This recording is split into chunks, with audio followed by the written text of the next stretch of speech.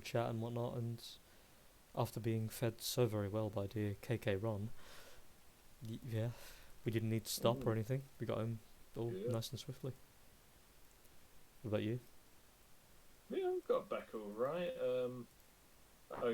Thanks to the previous night, had a bottle of water sorted already, and I also had 2 cookies in the car, which I forgot I bought myself a packet of cookies when I was travelling up. So I had a nice little snack to eat in the car whilst I was driving back, and the travel back wasn't too bad at all. It was very smooth. Very nice. Yeah, it was. How long was it for you, the journey back? Like just under 3 hours. That's not too bad. Like 2 hours 47 minutes. The time that it said when I was traveling, so roughly like just under 3 hours. I think Chloe had to. She had like a total of like 4 or 5 hour drive. Yeah.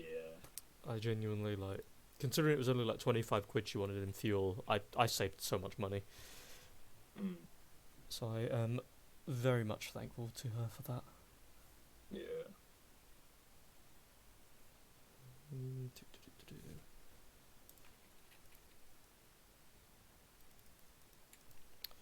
Where is Mosey?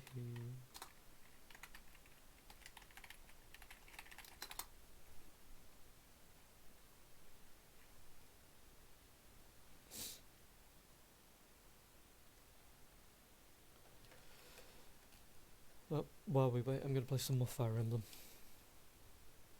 Okay. Oh, actually.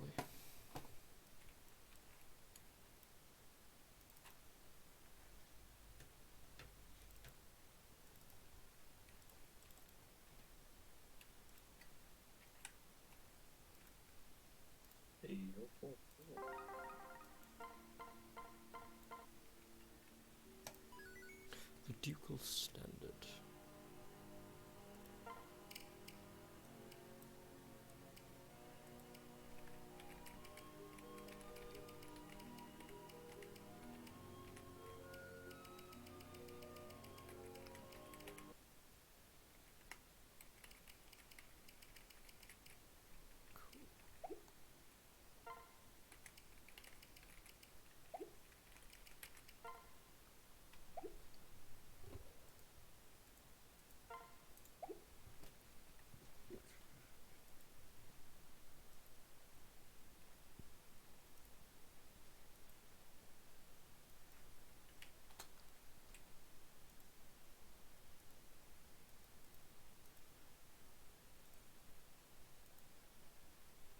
Does that not work? That is very weird.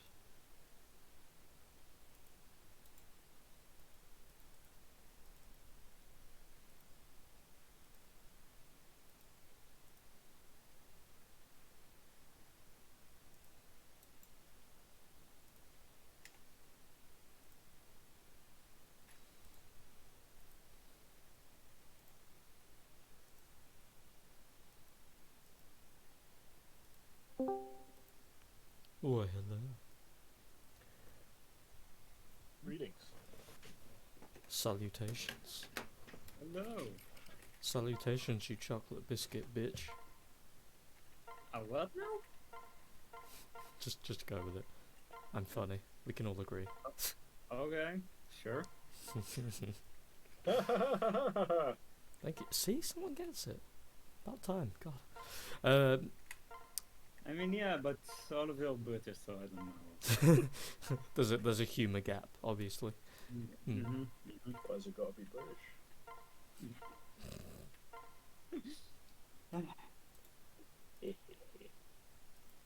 Right, all of you fuckers, now that you're here, give me a d20. Which always feels like the equivalent of saying, give me 20 push-ups. Hey. Oh. What the hell? That's wrong. Okay, that started probably this time. What the hell?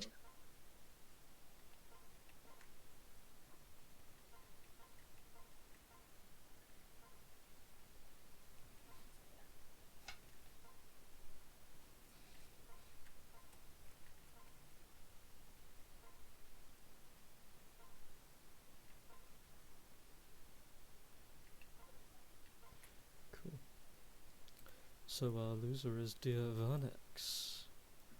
Give us a recap, old gal. Alright, last time. Whilst discussing with Urius plans as to why we're here, we were suddenly ambushed by a Saharquin from the water above. A few fish people, one very big fish person. Turns out very easy to kill. Afterwards, there was a temporary truce between us and those from... Oh, I don't know the name. Give me a second. From Theron.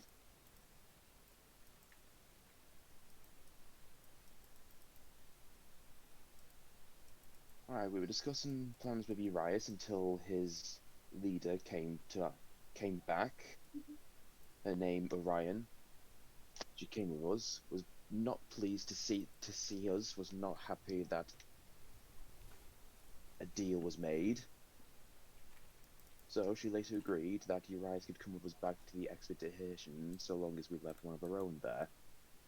We discussed and all agreed that Halfia would stay behind so Urias could come with us back to the expedition. And that's pretty much it. Now here we are. Is there anything anyone wants to do before they leave the forward base? Like talk to anyone or just demand something?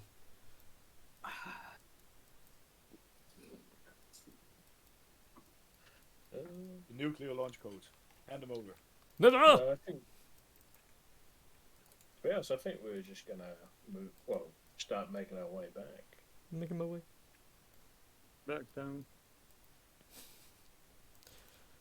Making my way. Okay. Let me just plop a few things down and then we can go from where we was. That doesn't go to there. Okay. So after figuring a few things out, the logistics, Urias has taken a bag of supplies with himself so that he can manage himself to a degree on the journey.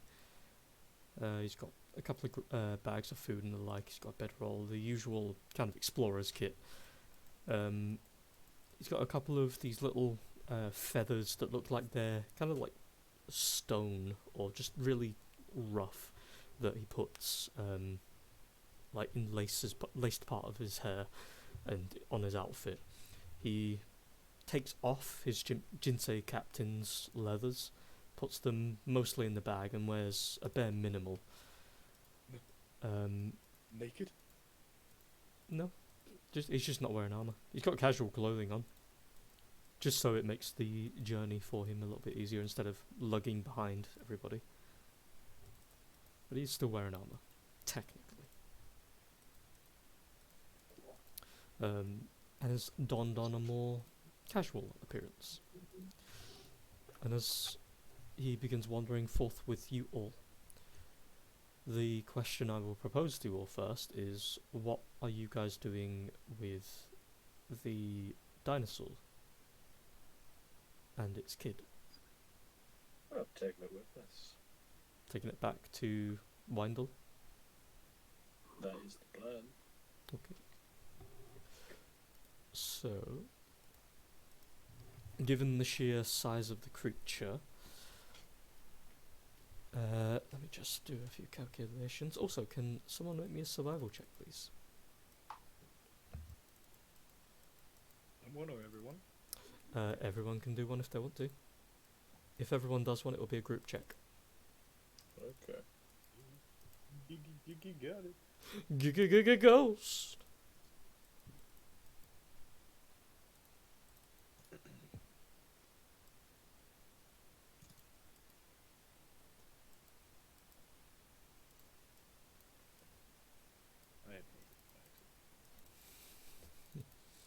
Yes, I hit mine by accident as well. Mm. Okay. Checking some things. So, mostly, there's very little stumbling. You guys will all manage without any hiccups of your own intentions. Get your way back to Windle safely. Along the path back, the creature treads along the same tracks that it had caused with its stampede, following you guys along to a point. It's young, still nestled very lightly in its very large mane of hair, and the young boy walking alongside you all. The creature, for the most part, takes the path first, leaving you guys behind it, seemingly being slightly more trusting of you all, but more so in the case of it's just bigger and stronger, and it will travel anything that comes in the way. And you guys are very understandably much slower than it. And there are times, as you're travelling across for a good couple of hours at first, that the creature does get a little bit ahead, and you kind of lose it in amongst a couple of trees as it's like lowering itself and then suddenly galloping through an open plain. But you manage to keep track of each other fine enough. Eventually the creature finds a large, what looks to be like, for the size of the creature, it looks like a giant rock. For you guys, it looks like a small mountain. And the creature nestles itself very lightly in between these two parted points between the two sides of the mountain. And it rests down there. And as its young climbs down off of its head and kind of nestles in beside its mother's face as well, you guys, as you kind of look around for a moment, notice there is a bunch of bedding and what looks to be a bunch of buried fruits and nuts in the ground, and what looks to be, in a lack of a better way of putting it, a bit of an agricultural thing going on. As you look around, there are what look to be these cave drawings, almost scratches along the walls of the sides of these mountains. There's enough open space above for sun and rain to fit through, but there is this small cave in the side of the mountain that the creature can tuck under very gently. The child, not the mother by any means. You guys could also fit under if you wanted to. But as you get here, there seems to be, depending on what you guys do afterwards, a discomfort for the creature leaving this place from here on, as it doesn't particularly seem to be wanting to leave the overall terrain itself, the area. But as if you want to, you guys do have an option to have a short rest, long rest, whatever you want. For the sake of putting a general time, it is roughly about 5, 6 in the afternoon, give or take. If you took a short rest, you could stay for an hour, 2 hours, 3 hours, whatever you wanted. Long rest, you would be into the morning when you woke up. What do you all want to do? Technically, didn't we have a rest while we were after, well, pretty much a little bit before the attack, and then a little bit after? Mm-hmm. You don't have to. There's just an wasn't that a option. short rest? Yeah. It's just while you guys were waiting for Orion. Between us, would we say it's okay to travel the area at night, or would we safer during daytime? I'd say, with what little you guys have experienced so far of this place, you've heard more things during the night, more dark attributed creatures, which, considering most of you have very limited vision in the dark to begin with, and it becomes slightly more difficult to find predators, you guys travelling would probably be better during the day. But, putting it frankly, during the day it'd be easier to spot the enemies in the bushes anyway, regardless of what they are, especially if they are giant monsters like the charger you have beside you. Well, then Is what's it night time at the moment? What was that, Muzi? Oh no, no. Uh, Go ahead, Connell. No, well, I asked my question. All I said was, "Is it nighttime at the moment?" Question mark. No, no, no. The sun is still in the sky, but it is slowly climbing past the point where daylight will be feasible. You could get back to Windall Village if you carried on walking now. How long has the entire endeavor taken since I met them? Like roughly, How long's the what, sorry? like since I met these guys. It would have specific hours. It would have been. You would have had the babe in your arms for about barely 5 minutes. Had been running through the tunnels. Met them. Went back. Had that whole thing with them. Waited to Orion. I would have said maybe 5-6 hours, give or take.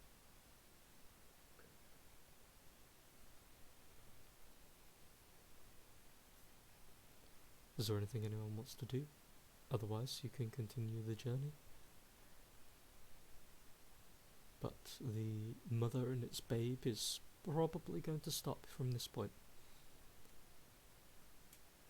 Well, I will not leave the baby Hmm. and the mother.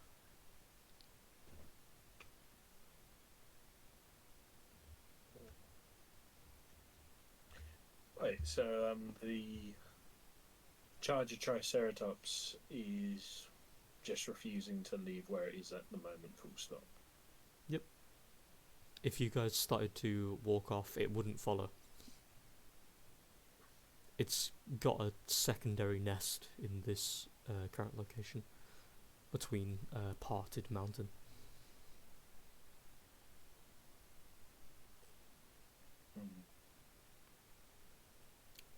I sort of look around and look to everyone, and I just look to the beast, and I just get to the point where I just sort of like state out loud, just technically. One second.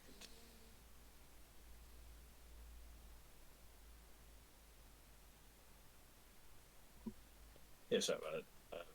Who's I just had to shut down that I'm coming down the moat. Carrick sort of looks around these states. Technically, we did only come to find the whereabouts of the kid and bring him back, but leaving the Triceratops here technically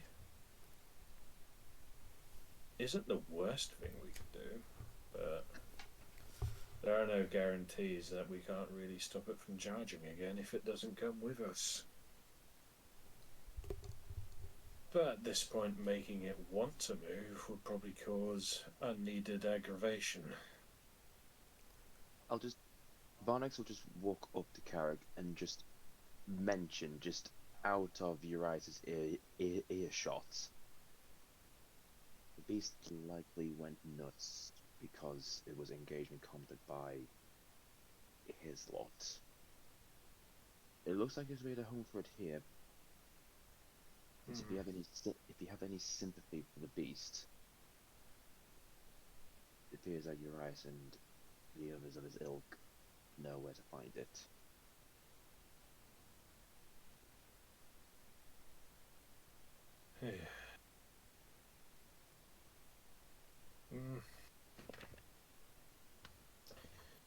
I suppose.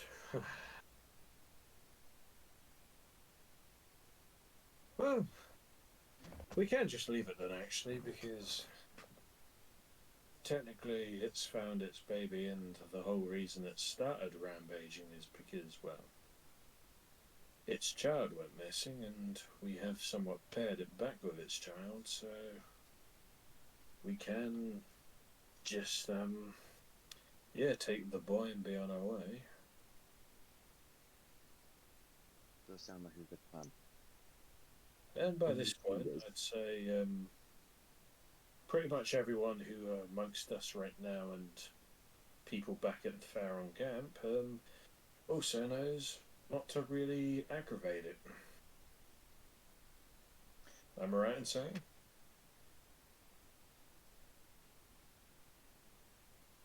What?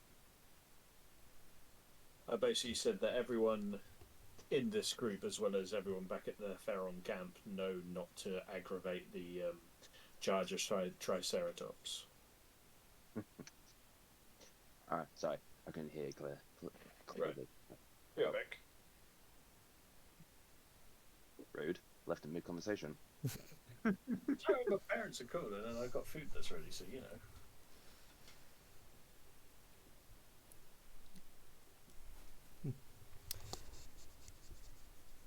Yeah. So, is there anything that the rest of you would like to do while that's sort of floating? And we'll consider this a temporary stop while you guys are talking.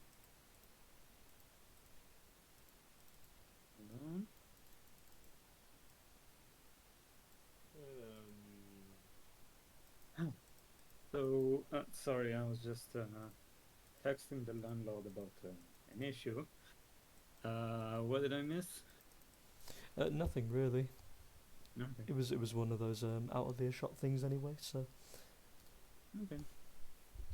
But Did we agree on a short rest or not yet? it's up to you guys, because at the minute, long and short, the Triceratops has a location that it can rest and it will probably stay at. It's unlikely to be following you guys back.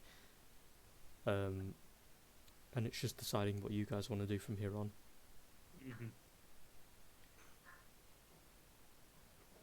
If it's unlikely, then we can just send it on its way, right? Well, send yourself, but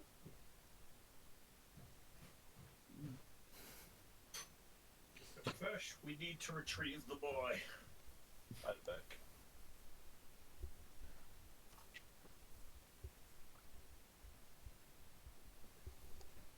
So, what are we going to do? Well, I will just walk up to the Charger Triceratops and sort of like cool the boy down, say, "Hey, old lad, I think by this point we need to get you home and reunite you with your sister." he looks at the Tricera and its babe as they're kind of like settling down, and just as a small nod, walks over toward you, kind of sits down beside you, looks around at everyone else. At the minute you take the assumption he's ready, there's nothing he really needs to prepare, so I sort of look amongst everyone else and I say, "Well, I'd say now as good as any time as ever to get moving, so if everyone's ready, I'd say we get moving while daylight is still upon us."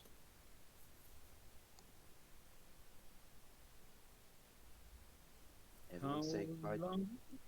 Oh, go ahead. Sorry. Sorry. As we as we were preparing to leave, I was just going. Everyone say goodbye. Everyone say goodbye. Your goodbyes to the beast.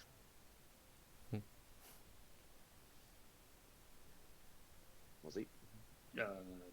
Yeah, I'm just gonna look back and upwardly wave.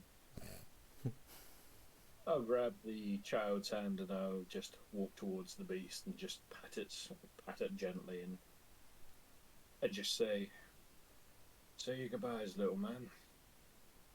And I sort of look to the beast and I just say, "Glad you got your child back," and just pat it on and just sort of like rub its the side of its face. Just give it a cheeky scratch as well.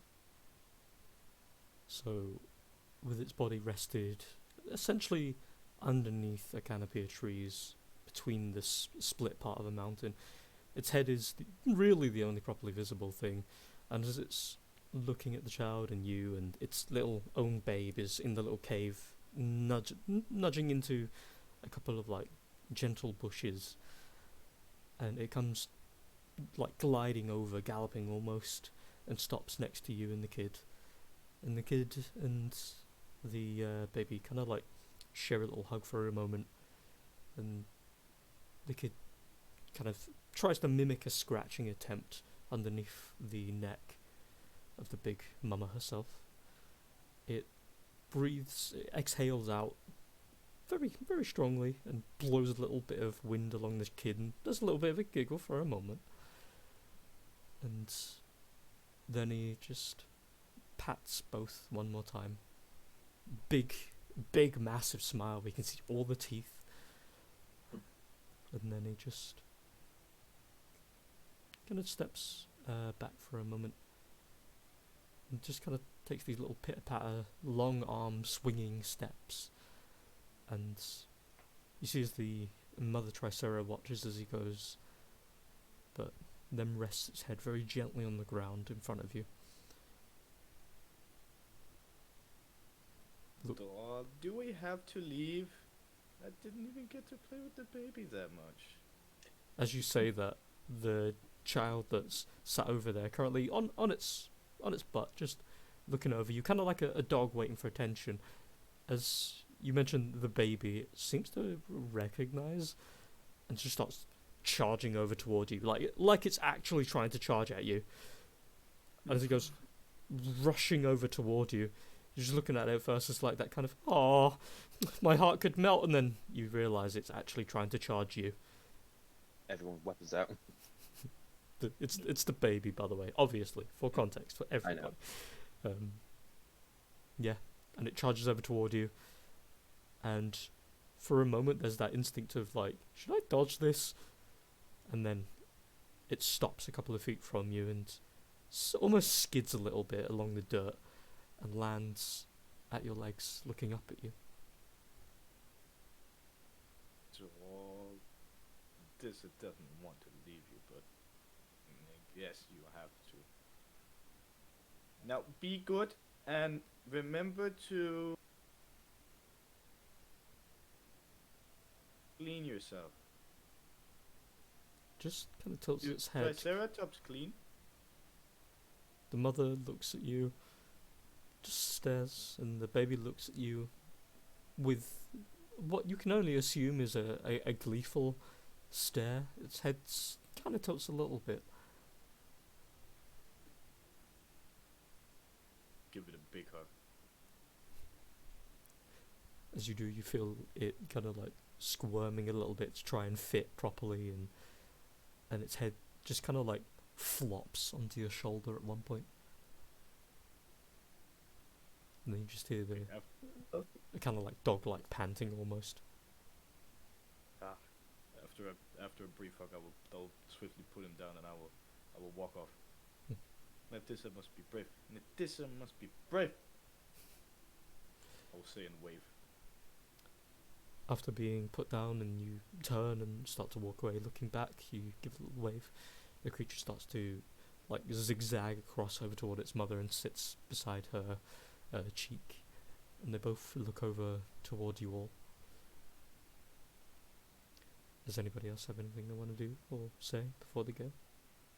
Oh, just pick the boy up and just put him on my shoulders. Okay. So as you all begin to wander away, they're both looking over toward you. You hear the slight earthen movements as the mother kind of shifts a little bit, trying to find a slightly more comfortable position. But then, yeah, so you all head away and continue along the path.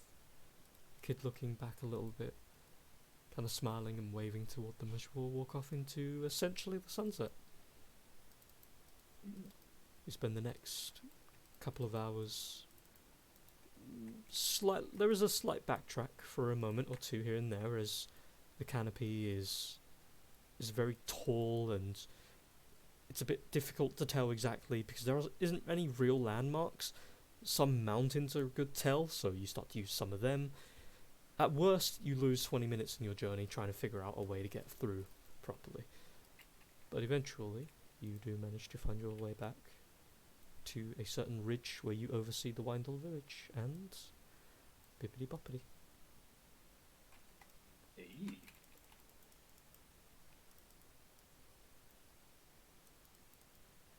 And similar to before, there is a gentle sweet scent in the air, a smell of meats as well, and a surprising fragrance actually in general. And as you're coming forward, you see the large tower that's constantly emitting this waterfall-like effect. You all have free roam of the map. Feel free to do as you do.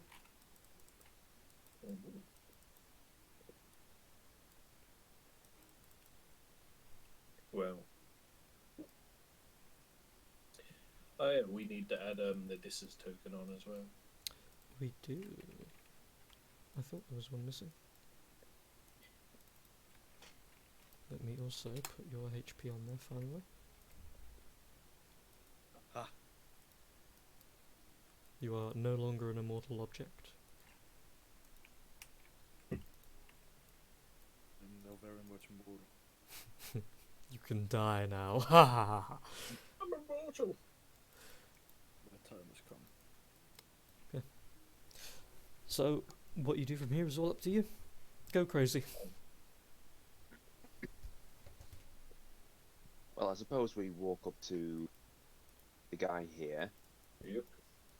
and I guess we'll have to introduce our new friend. Well, friends, because Nadissa wasn't with us when we were here.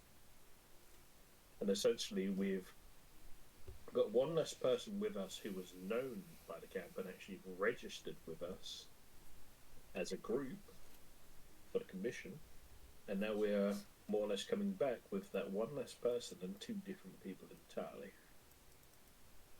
Okay, fine. We approach this guy and say, it's a long story. Mm-hmm.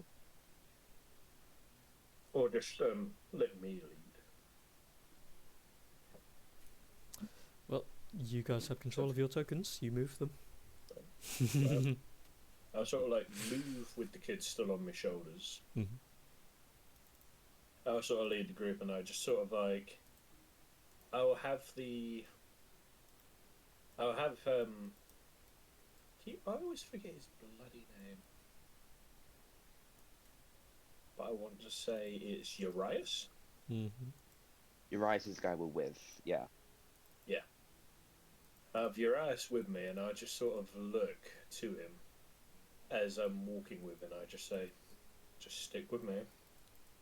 If you do have a few people stick weapons at you, don't worry. It's what happened to me and a couple of the others here in the first place. Just don't draw arms, stick with me, and you will not be harmed. Nadissa tired of walking. Are we there yet? I sort of look to Nadissa and just say, up ahead, but just, well, if you can, remain calm, let me do the talking, and you'll get to sit down, and you might even get to eat more food. You might even find that they have cheese that you like. Better Just- be soon. Yeah. Just no quick movements until introductions. Mm-hmm. But anyways, I'll just walk ahead because I have the child on my shoulders, and I have a stranger next to me, so by this point I'll be the most vocal point of which we'll have the focus on, as well as the stranger. But yeah, I'll walk ahead. Mhm. Well, I'll walk with Urias and have Brick with me as well.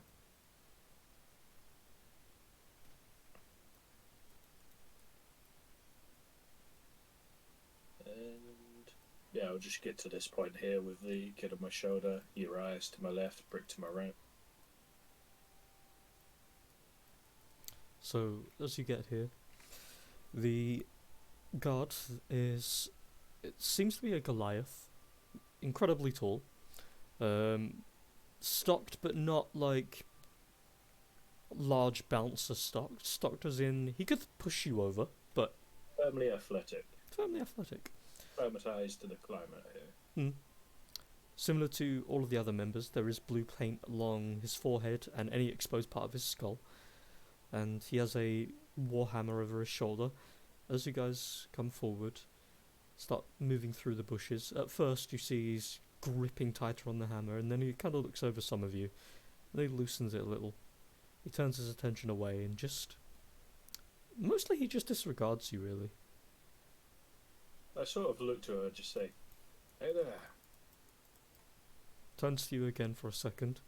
Makes a head motion as if to say, go on in. "Thank you." And I just say to you, "Sorry, stick with me." And I sort of look to the kid and look like, and just say, now take you to your sister." As he's like on your shoulders, he's looking around. There is a kind of look of a little bit of whimsy as he's looking around, as if he's never been here before. And he starts to look around. He starts to point at assortments of food and the like. "We'll get you fed as well, don't you worry."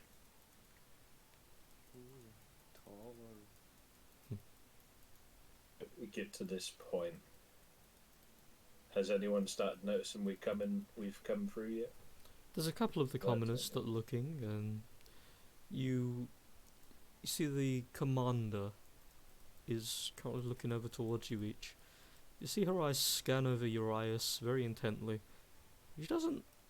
She takes scope of Nadissa, but seeing coming with you lot, she doesn't seem stressed about it. But she observes Urias quite intently. I sort of notice her, and I guess we'll nod and wave. I'll start to walk towards her and just say, "Hey, we're back. We kind of, if you do have a spare moment, would like to talk to you and Reginald, if possible." She looks towards the kind of hut that her and Reginald use for meetings, and she points over toward it.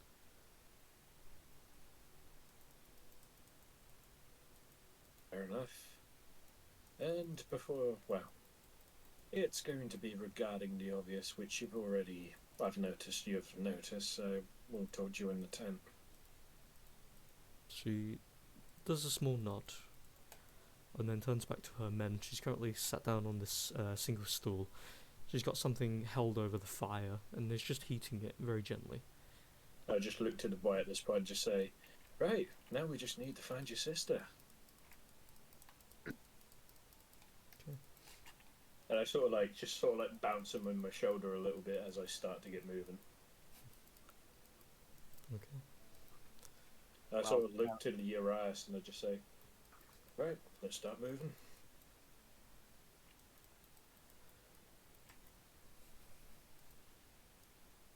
No, start to walk over through here, sort of looking around for the sister.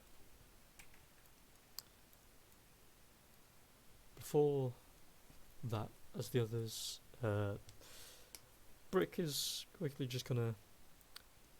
He's just gonna sit off on the side, find himself perched position, and just gonna start fiddling through the small bag he's got with him. Urias following his side, the kid obviously on his shoulder, so it's AB on that. I look back to Varnex as you say, "We'll be going into Reginald's tent at some point, as well as with the commander, just to go over, what we've encountered. But for now, find Nadissa some food." That was the plan. I see him, I nod and wave. I turn back to Nadissa, who's just behind me, and I gesture to the table just ahead of us. "Would you care for some food?" Ooh. Yes. Later, new friends. I So will approach the table. as you walk past the little mounts, they kind of like snap into the air as you walk away. And as you head off toward the table, on the table there is what looks to be mostly empty plates. By this point, everyone has been... Okay. Everyone has already had their afternoon meals. But there are a couple of what looks to be like little side pieces that have been rapidly scrounged from and just left. One of which looks to be a series of these small very like hard-back shelled insect-like creatures. It looks like for the most part people have taken the soft parts out of the middle and left the shell, but there are still a couple of them that are lying in place in the middle. And as you look at it, at first there's that kind of, I wonder what that tastes like. And then you see this one block of cheese that's been like 90% eaten. There's just like one small wedge left. And other than the fact there's this one little hole in the top of it, it looks pretty perfect for a meal for now anyway. Otherwise it's mostly small little side meats and the like that you can probably get half of a bite out of before it's gone. I will start grabbing what's closest to me, and if I don't know what it is, then I'll like try it. And if I don't dislike it, then I'll just start eating. Okay. So first, you have the bug. So, as you pick up the bug and you kind of like look at it, you see others have left out the shell. Do you eat the shell as well? How big is the bug? It's like, if it was placed in the middle of your palm, you could wrap your hands around it and feel it writhing around. It's not massive by any means, but Easy. Chomp chomp. as you swallow it shell and all, there is this heavy crunch that covers the juice, and then as you bite through it, and it's like it bursts in your mouth with all the juice and the crunchiness. It's actually surprisingly tasty.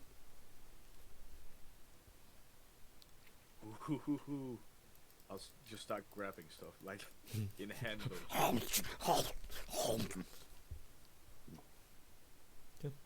And as you're making your way through the table food, a couple of the civilians are... You kind of hear the whispering of, like, what, have you ever seen one of those before? I don't know what it is, but it has these weird... these quills? Is that a human hedgehog? Also, I will mostly ignore them just because I'm eating. I'll make my way down the entire table. As you're at the table, there's a man just on the map beneath you. He looks at you. He seems to be a genasi of some kind. You presume water, but you're not really paying enough attention to care. And you just hear, you're gonna slow down a bit there. You completely ignore. Okay, yep. I'll just leave you to it. And then you, as you're in the middle of just like, you kind of turn and look to him for barely a second, and continue eating. And then a second later, sorry, go on. Yeah. No, you're gone. Then a second later, a plate appears in front of you with what looks to be an assortment of leftover bits that he picked out, and he's just placed it in front of you. I will swallow what I have in my mouth and be like, "Thank you, friend."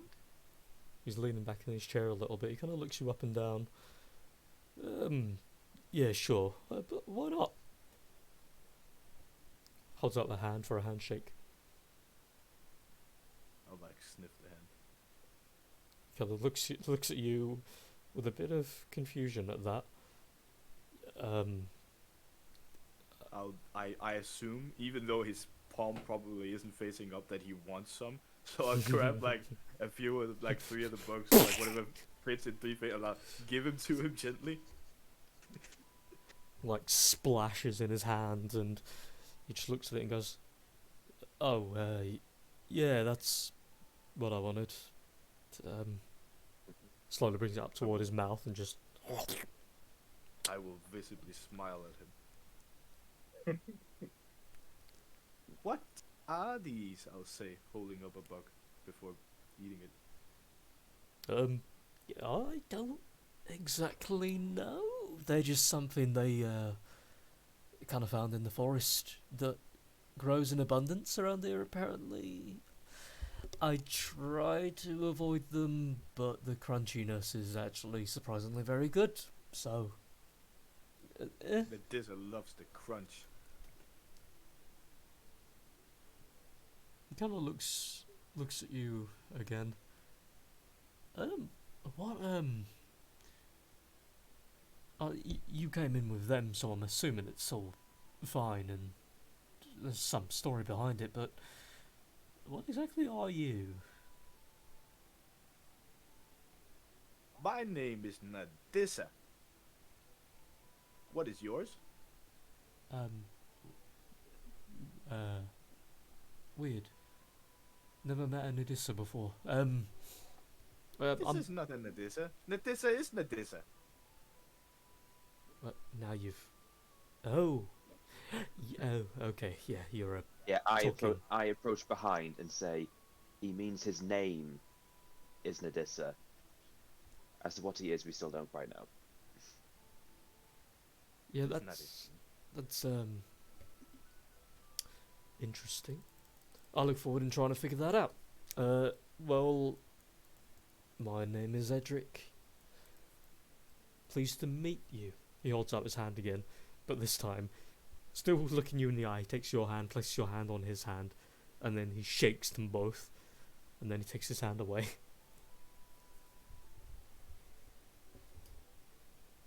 Why are you blue? Why are you white and red?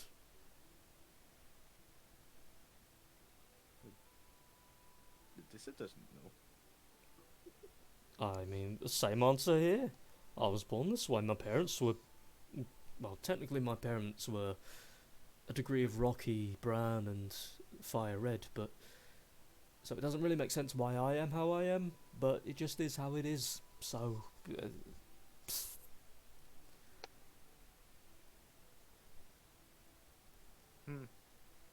Nadissa's mother was very red too. Her father was very bland, often made fun of. I'm starting to get this feeling that you're not from around here. Mostly because you don't have spider tails, you're not one of the adventuring lot, and you're not a dinosaur. So it's kind of narrowing things down a bit. But Do spiders have tails? he leans back in his chair a little bit, scoots it backwards, and then he points toward a couple of the people in the village.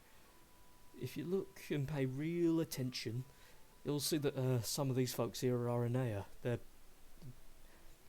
basically spider people, but they're not. They have spider tails.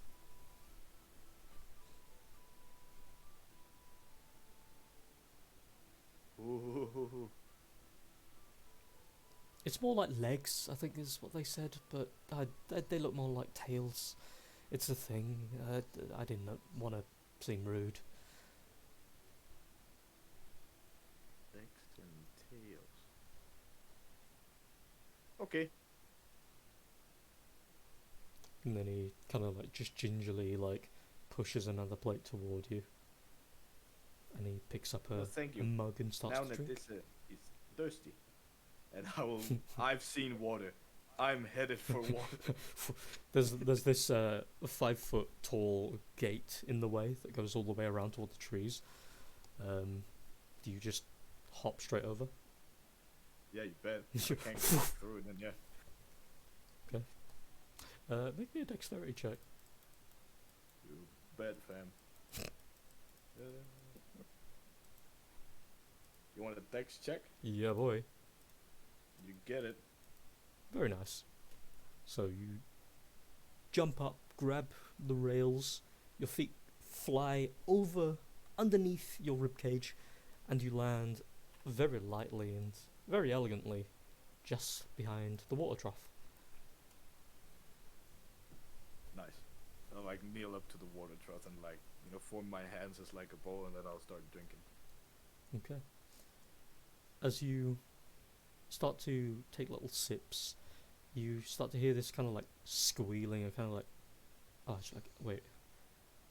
I was trying to remember if I can do it or not. I used to be able to pick squeal really well, but I'm not going to torment us with that. And as you hear this little squealing sound, you kind of look down at your feet, and you see there's this one little pig that has these almost like zebra stripes of red and white along its back. They look more like painted on markings for the sake of us knowing what it looks like. For Nadissa, you can figure out whatever the hell you like. And it looks as if it's just been kicked away from its meal almost. It looks at you with a bit of anger. I will I will amend my atrocity. I will attempt to make like room for it. It kind of like perches its little piggy hooves against the edge of it and starts to lap at the water slowly. Friend. After I've drunk it, I'd like to. I'll clean myself a bit, you know. Yeah. Just like take a bit of water and splash it on me, and like yeah, try to get dirt out of my quills, I guess. It's been a very dirty couple of hours. So, as you're just kind of having a casual small clean, Sol, what are you doing? Arguing with the landlord. Sorry. Oh, that's What am I doing? So, not much, I guess. Just looking around. Wait, let's get the kid to his sister. So I think I'll do that. Since I talked to the sister, so I'm going to go to yeah. I was going to ask. I'm just going to. I've still got the kid on my shoulder, right? Mm-hmm. Okay, so I'm going to verbally say knock knock. After a You second. did that last time, didn't you? Yeah. After a second, the tent flap opens up a little. On technically both knees and one arm, she's like poking her head out a little bit, looks up toward you. She looks as if she's only woken up in the last like couple of minutes. Hair's a bit dishevelled, she's wearing a nightgown. Just kind of looks up at you with half an eye open. You notice it's very, very dark in there. And she looks up at you and kind of like rubs the corner of her eye a little bit. Yep, what's up? Sorry, I'm slightly still tired. I have a present for you. A surprise, sorry. Do you wanna come outside for a bit? As you start talking, there is this slight face of recognition of actual knowing who you are, and a bit of enthusiasm comes across her face. And immediately she starts to like clamber up and climbs out of the tent, looks around with a rapid gaze, and looks over towards Carrick. Seeing the boy on the shoulder, the boy looks over toward her, and there's this kind of like pause almost, where they're looking at each other. And then there's this massive grin on his face, and he wobbles for a second, and it feels like he's going to fall off, and then you quickly stabilize him and start to. I'll grab him with both hands and just pop him to the floor. Easy there, lad. And he starts to like hobble and then rushes over toward her. And as she's looking at him, there's this gaze of like she's about to tear up, but then he quickly like leaps at her almost. She grabs him, just this big smile, and pulls him closer, and just they hold for a moment, closes her eyes, and there is this one little welling of a tear that runs down her face very rapidly. And she's holding him closer. They kind of like lean back lightly against one of the tent pegs, and then she gently pulls his head back and looks at him. You are never, ever allowed out of the village again. Never, ever, ever. I don't care for what reason. Never again. Even with me, with all of these people. Never again. And as he's looking her in the eyes. He just goes, but what if the village is on fire? Okay, you have me there. But that's the only exception. Okay, never again. And then kind of just like holds him on her lap for a moment. Looks up to you, Sol. You feel as she gently takes your hand, and she's got very warm hands, and you feel kind of like very calloused hands as well. And she looks at you, that still now drying tear along her face. A full stupid, goofy, I don't know what the fuck I can say to this, kind of like smile on her face, and you can see she's trying to like not make it look stupid, but it's just overwhelming her face, and she just is showing more teeth than she wants to. Closes her eyes a little bit, and then opens them again, looks over toward you, Carrick. I don't know what I can say to this. Thank you. And then gently pats her brother on the back. And then he looks over toward the pair of you. Oh, thank you. Hold on. He kind of like starts climbing over her and climbs in toward the tent. And she looks at him a bit confused, and as he goes inside, the tent flap closes behind him, and you start to hear the sounds of some like minor like scratching or movement. And she pushes the tent flap open a little bit and looks inside. What are you doing? And you see he's like clawing away at some of the dirt in the ground and like pushing it aside, and scoops this little mound away. He goes, got it. Pulls out this small box that's totally dirt fucking smeared. It looks to be a small handcrafted wooden box. It's very rough around the edges, but as he pulls it out, he starts to like climb over and holds the little box up toward you, Sol.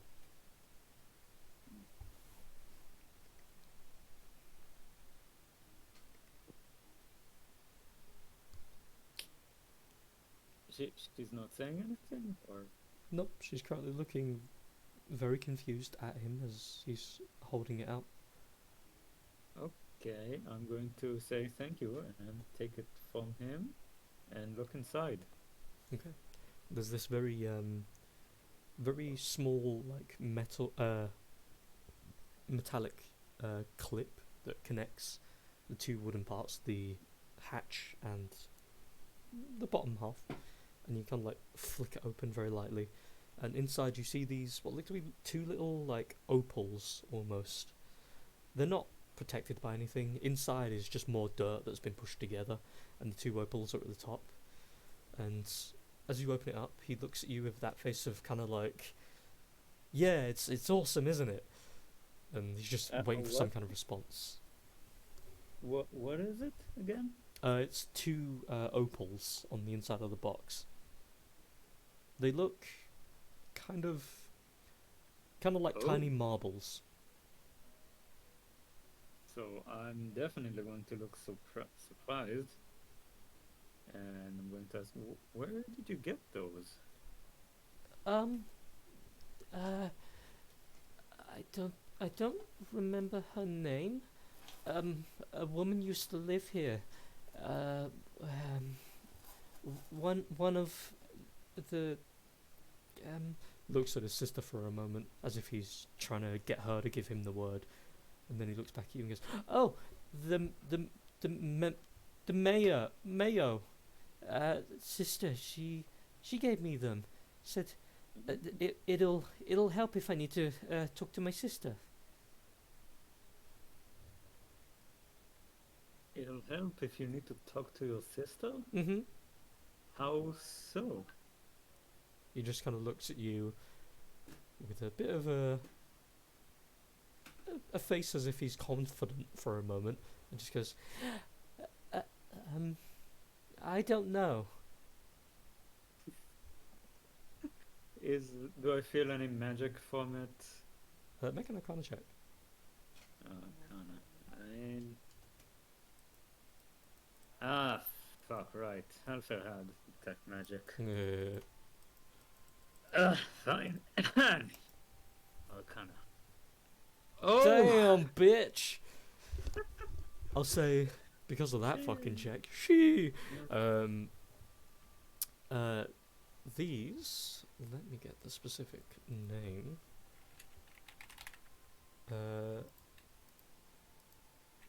Are low area, with several uses a day, beads of sending. Beads of what? Beads of sending. Sending. Yes. You mean like the thing I can do like this? But in bead form. The sending spell is what's cast from it. Let's see. Sending. It's a very long range telepathic communication, the 25 words thing. Oh, range unlimited. You send a short message, 25 words or less to a creature which you're familiar. Well, since there are two, I feel like the right thing would be to leave one to him just in case. Just putting it out there, they only work as a pair. Huh? They only work as a pair and they communicate with each other. Ah. Okay. Are you sure you don't need them? He just kind of looks at them, looks at you, just shrugs. Still big goofy smile on his face. Uh-huh. Well, thank you. Much appreciated. I'm gonna, like ruffle his hair a little bit. And yeah, I'm gonna take it for now and talk to the party and see what Okay. and see if we keep it or give it back, since it might be useful to them, and I don't know how much use it will be to us, but yeah, Okay. we'll discuss it later. So he and his sister kind of like they're gonna sit there for a little bit and just talk amongst themselves as you take the small box. Yeah. Is there anything anyone would like to do? Otherwise, we'll get to the main juice. At this point, I'm just going to smile to see that the child's been reunited. And then I'll just sort of like think back to a never memory. Which is slightly sad, but I just shake my head and I just move on.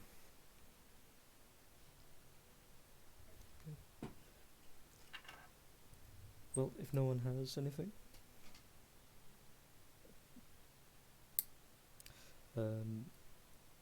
Yeah, I'll probably make my way to the tent if anything. If that's I'll- the next bit that we get to. Hop back over the fence, I think. Yes. Okay. So as you hop over the fence and Carrick starts to head off towards the tent. I'll motion you rise to follow as well.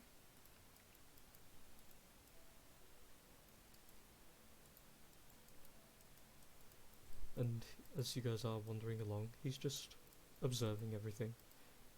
As you step past, Yeah, I'll step in. as you step past Katrina, she glances over toward you. A little bit of a half-hearted smile comes across her face. She looks at you. Doesn't feel like there's anything behind it. She just is giving the pleasantries. She Just then- sort of like a welcome back sort of thing. She then looks back in toward the fire, has this slight slump along her back as she's looking down toward it. And as you come toward the tent's entrance, Sol, are you going over with them? Yeah, sorry. No, just checking. Okay. As you all head over, you see the entrance to the hut, the recently created door frame is open, and on the inside you can see this small table at the back with Reginald sat behind it, currently tracing over some paperwork and signing every now and again and pushing the paper onto one pile and then going on to the next part of the next pile. As you all become visually aware, he looks out towards you all, places his quill down, pushes the paperwork very gently, neatly together in a pile, and then pushes them into a box beside his table. Come on in.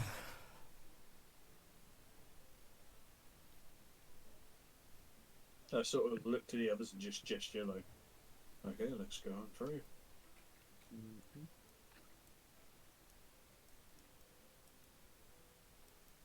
And as you walk in, there are what look to be like 4 handcrafted wooden seats. Pretty recent too. They look sturdy enough to do the most basic job you need it to. And those of you who walk in, kind of grab a seat if you need to. And as you step inside, the last person to step in, Urias, as he's waiting for everyone else to walk through first. As you head in, you close the door behind him very gently. Reginald looks over toward him. He raises his head up, looking toward him, and then he turns toward each of you, waiting for some kind of introduction toward him. I'll sort of look and I'll just say, yeah, he's with me. We came across a couple of complications, which is why we seek an audience with you. As you say that, Urias steps forward. My name is Urias. I have no second name unlike others. I work for the Theron Forward Base, a couple of hours from here. There is, as he says, somewhat complications, but I would like to iron out such things with you today. My master is the actual guardian of our forward base, so I will be simply relaying anything we discuss back toward her. We would like to talk of a favourable exchange of sorts. It seems your expedition has a degree of interests that align with ours. However, it would seem, were we not to come to some beneficial exchange, we may be in each other's way. Ours is to reclaim this land for Theron, but it will be a long, arduous thing.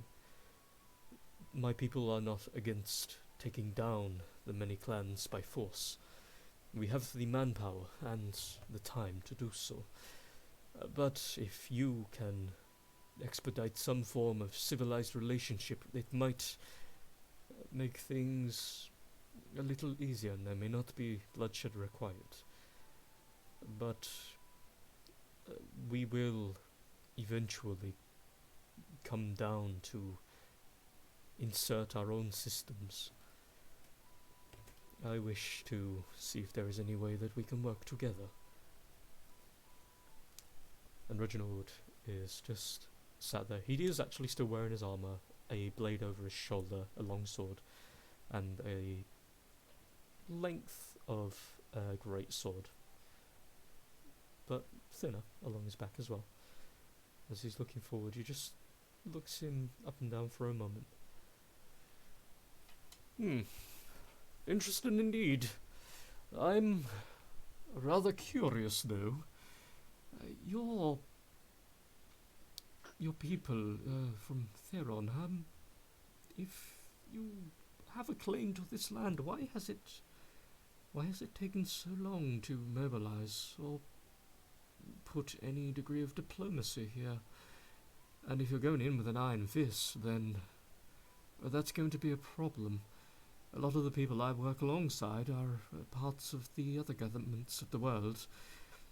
If things do cross a bit incorrectly, there might be a bit of diplomatic strife, and it could cause, and this is way down in the line, of course, this is a 50% possibility, mostly, that there could be,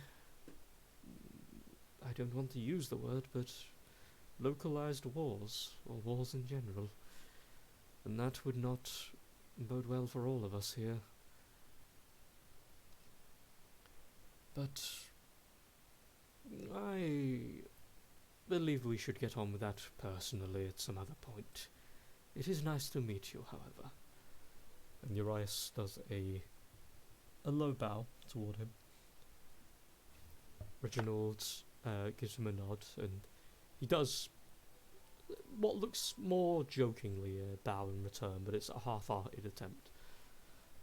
Looks over towards you four. Firstly, I would like to know what has happened with your other compatriot, and why you have swapped him out with this one, and who this one is, and are they going on your docket? When he says this one, is he pointing to Nadissa? Oh, he's not pointing to her. You know he means her. Yeah, I sort of be the first one to comment on that. Yes, that is about the complication. We came across, well, upon investigating the young lady's missing brother, we found that there were tracks of the Triceratops, which was also pretty much relayed to you through via scouts. We found out what was the cause of that. The mother was missing her child, and Pharaon so happened to be in possession of the child, but then, well, we found this one holding the child, which reunited it with the mother, and then, well, we encountered Pharaon, and, well, rather than spilling needless bloodshed, we decided to try and come to terms and settle things peacefully. And having Urias here with us to talk to you about maybe brokering some form of peace rather than just starting an all-out war, even having you to know. So, yeah, in regards of taking Urias with us, we left, the terms were from his master that we leave someone of our own with her. And Althea volunteered. And upon meeting this person, well, I say person, Nadissa is her name, but she'll just basically state Nadissa is Nadissa. Isn't that right, Nadissa? Are we talking about Nadissa? Yes, you're Nadissa, yes? Of course I am. And I look to Reginald and just say, common, but not very much of it. More than brick, but more or less the same situation. He nods. And as he's looking at Nadissa, you see that he almost like with a bit of like proud bragging, he looks toward you and he starts to speak Arborean, and he says, "Hello, my dear. How are you? You're far from home." Ooh, another one. Nadissa meets so many friends of late. So exciting. Well, first of all, Nadissa's feet hurt. Walking so long. No rest. But at least Nadissa's not hungry. He looks you up and down a little bit, sees you've still got little, very tiny like dabbles around your mouth, and you're like slightly wet around places, and he just kind of nods and just goes, "Indeed, yes, you do appear well fed. That is good, and you are in welcome company. But I ask, what are your plans? Do you wish to join amongst these people I have recruited, or would you like an escort home?" Nadissa doesn't know. Nadissa doesn't really have a home anymore. No folly, you've home. I've been there plenty of times in my centuries.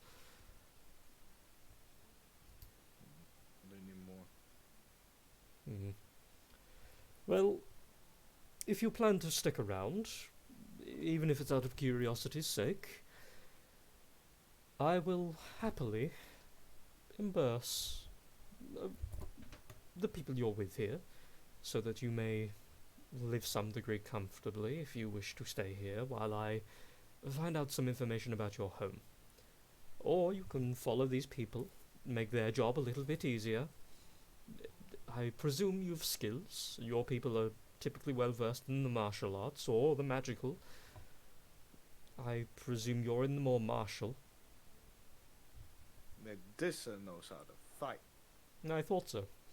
I figured the sharpened quills and the what looks to be the eye of brutality is very strong in you. That being.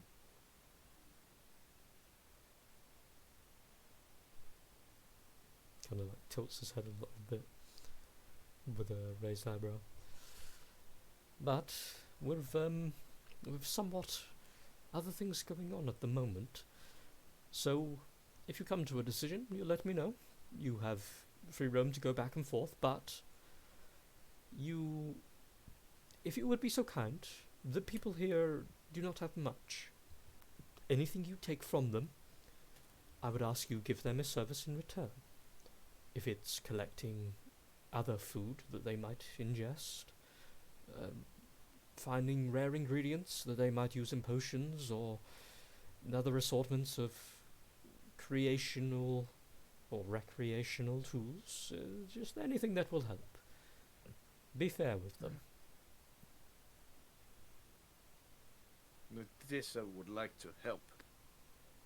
Wonderful. Then, welcome aboard, Medusa, for whatever degree of help you might give us. Now, should we go back to talking in the common tongue, so they aren't baffled by us? Fold. Fold?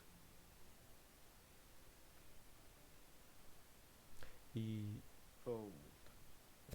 He says in common. So, I believe we've something of a loose agreement. It will do for me anyway. Her kind are very capable. She'll serve you well. Try to keep away from the more civilized areas, if I'm being honest, unless you can trust each other. You wouldn't need her to wander off and get captured by somebody. She is something of a rarity to even her own people. But anyway, not the important part. If you want her on your docket, that is fine. I will even reimburse you equivalent to her contributions. Before all of that, Urias and I will speak shortly, but I will... And he leans back a little bit in his chair and pulls a desk drawer from underneath outward a little bit. And she starts to motion around the drawer a little bit, looking for something. Pulls out this pouch, places it down gently on the desk in front of him. You did above and beyond, not only subduing, we'll call it, the beast. You made sure it was returned to its parent. The child was returned to its parent. You brought a young boy back home, as was the original agreement. And you have brought me, hopefully, quite a fruitful tree with this young man Urias here. Depending on how things go, if diplomatic relations end up well, in the future I might reimburse you a bit further for that. But for the time being, he kind of like nudges the pouch forward. This will be split amongst each of you. Inside there is 20 gold pieces for each of you. Of course, Halfir not being here, you'll have to hold on to that. That's fine. Oh, also, that young man, a brick, there is 20 in there for him too. Don't forget to reimburse him. Of course, I'm not exactly... Well, I do like to spend a pretty coin here and there, but I'm not exactly going to be taking anyone else's share. Good. Feel free. Do let me know when Urias is done with the talks, because we've also been told that, well, we are to make sure that he is to be brought back, and I have taken responsibility for him, so yes, try to make sure that he's, well, no one tries to kill him. My dear child, around here there are nary enough people that could do so under my defense. We would literally have to have a fleet of those Triceratops come charging through to harm him. He will be fine. Yeah, but I'm just saying because, well, I put a bounty. I've more or less marked my head if his head's on a spike. Yeah. I'd like to keep my head on my shoulders. I'm sure he'll vouch for you that it would not be within your problem area, but don't worry, we'll keep things swift, clean cut, and hopefully come to some kind of compromise within the later morrow. But It's not your temperament I'm worried about. You're very wise and very welcoming with everything. It's just other people's. such as, this sounds as if you mean someone specific. No names in particular, but there is a certain someone in mind who I may think will will swing first and talk later. I would ask, pray tell, but I feel it's futile. So we will just move on. Of course. Do any of you have any questions for me before I continue with the wondrous dance that is diplomacy with our friend here? Yes, actually, has anyone else from the expedition, out scouting-wise, anyone reporting back at all about any change within the ecosystem or any form of disturbances to do with Sahagwins? It's funny you should mention that. I'll get to that in a moment, but for disturbances, we have heard in the last couple of days off in Gustodden, there were some odd, we'll call it weather patterns. There was, according to a couple of my men that were stationed there were a spout of undead, but it seems to be slowly clearing itself up, and that the Yornima was the cause, if, well, news is anything to you. But other than that, everything seems fine around here. But the Sahagin thing, one of our diplomatic convoys were torn apart by a batch of them. The thing that confuses me is the sea is a good 15 miles away from where you would expect to find them, so a wellspring must be somewhere that they're being forced out of. By perchance, have you all encountered them? I pull from my shoulder, sort of like wrapped in the chain, rope or chain, I can't remember, the head of the big Sahagwin, and just plop it on the table. You could say that. And that would explain the fish smell. I didn't want to ask, but he kind of like pushes that it. A couple of days without a proper wash. Pushes it a couple of feet away toward the edge of the table.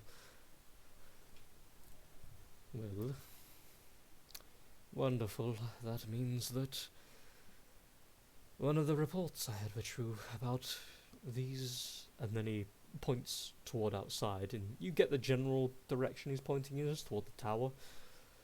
Those strange towers, one of my men said that they'd found another one.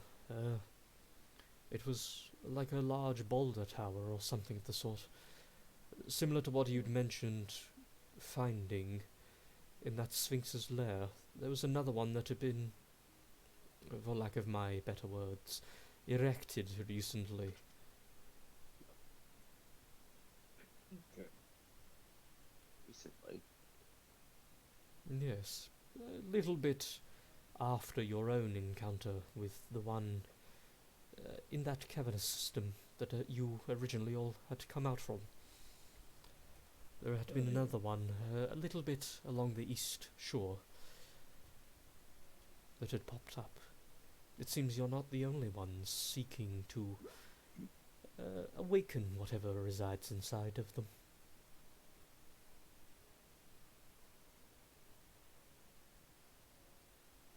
So it's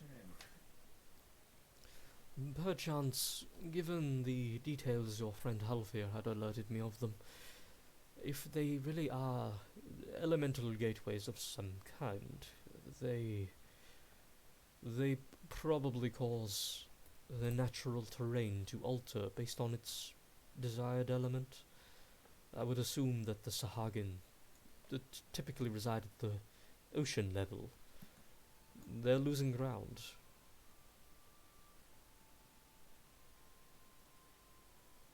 either that or something's driving them out.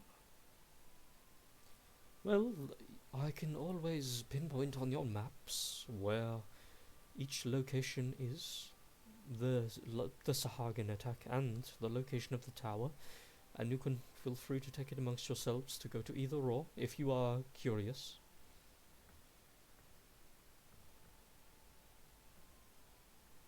Hmm.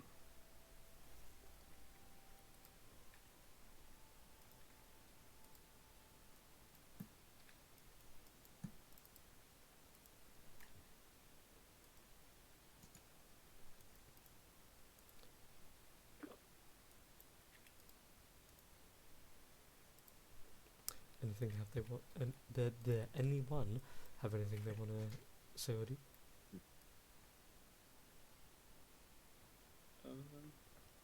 Not really. No. Not to the others right now, no. Okay. Well, if that'll be all, you've been embarrassed. Feel free to have a wonderful night off. You seemingly have all deserved it. I will have some people check up on the beast. If you would be so kind as to... He pulls up a map, scrolls it, rolls it along the table, and just gets you guys to note where you last saw it. And then after having it pinpointed, he marks it with this black dye as a circle around the area, folds it up, puts the scroll case away. I will have the creature monitored, making sure that things remain fine with it. We cannot afford another incident. Don't want to mess with the wildlife. Last thing we would need is them coming down here. But on my front, that is everything. And before you all go, thank you for your services. It is people such as yourselves that will allow the expedition to be successful. I will be having a few more members of the mercenary band coming by in the next couple of days to drop off some supplies. So, if you have any desired equipment or food or magical items that you would like imported over, you just write it down, pass it on, slide it under the door, whatever the case, and I will see what I can do. I will give you the required price value, and we will go from there. Okay. And again, if that is it, I would much like to get on with this conversation with our friend here. Of course. His head hurts. Apologies, Nittis. The shortened version is, if you want anything, if you want some really good food from your hometown, or if you want me to get you something interesting, give me a couple of your coins and I will find something for you.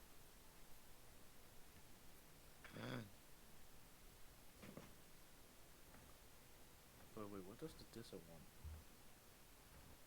Mm. The Dissa doesn't know. Isn't this the same as in common?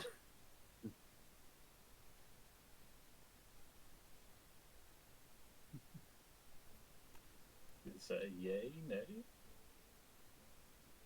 Mm, It's a medical mystery. So, after a couple of seconds, Reginald motions toward the door. Urias kind of pushes it outward, opens it up, and then he steps aside, looks towards you each as you begin to scoot up off your chairs very lightly.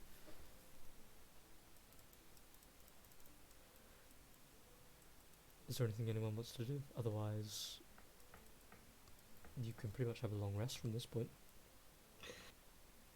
As I'm about to walk through the door, I just look to Urias and I would just say, well, after you're done with the talk, I'll share a drink with you later. He gives a small nod, and he pulls a gourd from his hip that's tied very lightly, and holds it up slightly.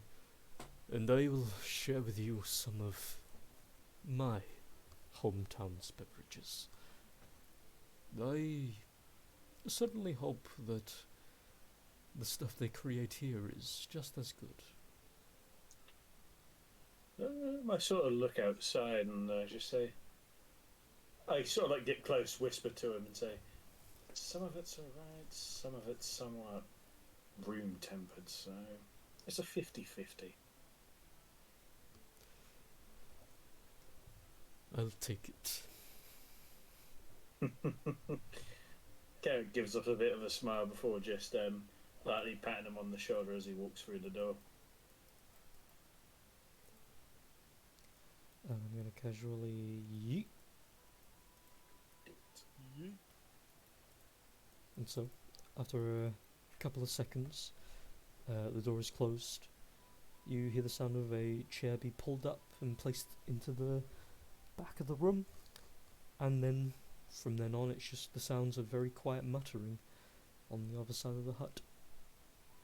As you guys look around, specifically now anyway, let me get my free draw. Over here, with this lovely lady, you now notice that there is what looks to be a series of small plates of food, a couple of what look to be like pieces of jewellery and the like, small pieces mostly, like marble level, something to put in a ring or something to adorn with a necklace. There is even what looks to be like a very small, like handcrafted, like tiara kind of thing. There is only one little bright white gem on it, but you know, it could make some girl very happy. There is also a couple of small farming tools and the like, and a couple of kits, and she's currently stood behind a desk, kind of like organising them very gently as you guys come out, and she looks over towards you each, and just goes, excuse me, you guys are the adventurers, right? Would you like to buy something? I've, a couple of things got brought in, and I figured, you know, try my chances while you're here. I'll be getting new things in every time they import with those big, handsome men. Garrett sort of like turns around and he sort of like walks over a little and he just says, and Garrett will just look and just say, well, I'll have a browse, and just starts to see what there is. As well, literally right underneath you right now, Carrick. I was going to say Bruin for a second there. I have a campaign, mate. Yeah. Underneath you at the moment there is an anvil as well, and a couple of tools for forging and smithing things together. So in total, at the minute, it's mostly simple things. You can buy a couple of days of rations. There is pretty much one of every kit that you guys might need, so like alchemists' tools, painters' supplies, that kind of thing. Simple farming implements, simple weapons, and there is an assortment of small gems and the like that, from a glance, they might have something unique, some unique property to them, but they look mostly like simple, small gems. Nothing that you're using to revive someone from, I'll tell you that much. Any healing potions, seeing as we've lost our cleric? Well, he was... I guess, yeah, technically he did use a lot of healing spells, to be fair. There's no standard healing potions, which are the very bright red bottles, but there is a couple of... there is a box of them set aside just behind her feet that look to be kind of mossy green, that almost have like this constant swirling in a circle effect. And there's this little white cloud that runs in the middle, almost constantly and magically.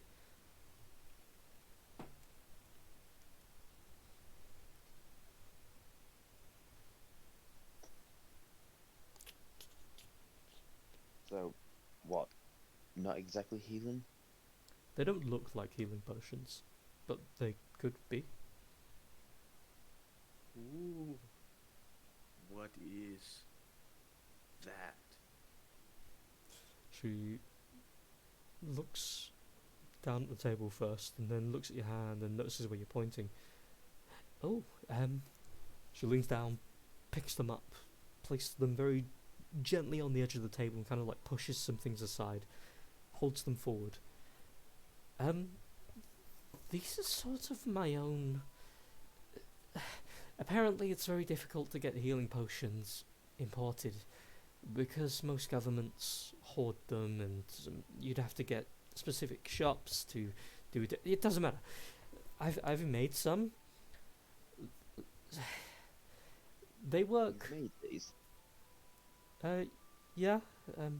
I basically took ingredients that I know function with healing wounds and put them together. They don't work They as well, but they will heal you. And how much will it cost? Approximately? She looks at you with that kind of face of, wow, you actually are curious about this. Wow, you've sort of caught me unguarded here. 10 gold per. I've got 6, if that's okay for you. Have these been tested? I mean, I've used them, but my word doesn't mean that much. They're new. If you... And then she kind of looks over each of you who are currently very okay on health. I'll tell you what. I trust that you're not exactly going to be leaving this entire neck of the woods for a while. Or at least not the country. She grabs one bottle, holds it out, and passes it over to you, Carrick. You can have that freebie. If it works well for you, buy as many as you want. That one you can have fully for free. I wouldn't ask for another penny. Okay. Although just Good. saying, we could prove it right now, but I'm not saying anyone should harm themselves. But we could prove it right this minute, and I'm not saying I really need the money or the recognition for my talents in alchemy, but sort of all of that. So if, and she holds up her hands, if someone manages to get hurt, she says very loudly across the Fine, village. I'm just gonna take a dagger and slice my palm a little bit. As you do that, she's immediately like, "Oh my god, no! I meant, Give well." me the potion. I'll try it. As you, Not exactly fatal. as you, It doesn't matter. I just need to see that it works. as you take the potion, and just as you're about to flick it off and down it, she immediately holds her hand out and goes, "Oh, by the way, they have multiple uses. Do not drink it all." Okay, then I'm going to. So, how much should I drink?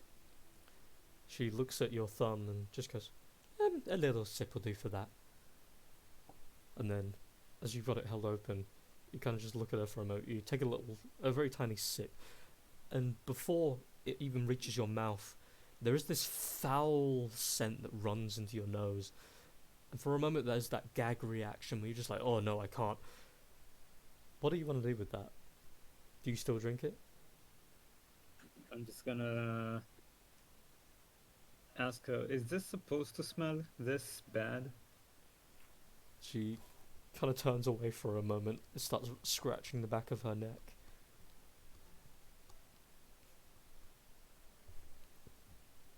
You assume yes.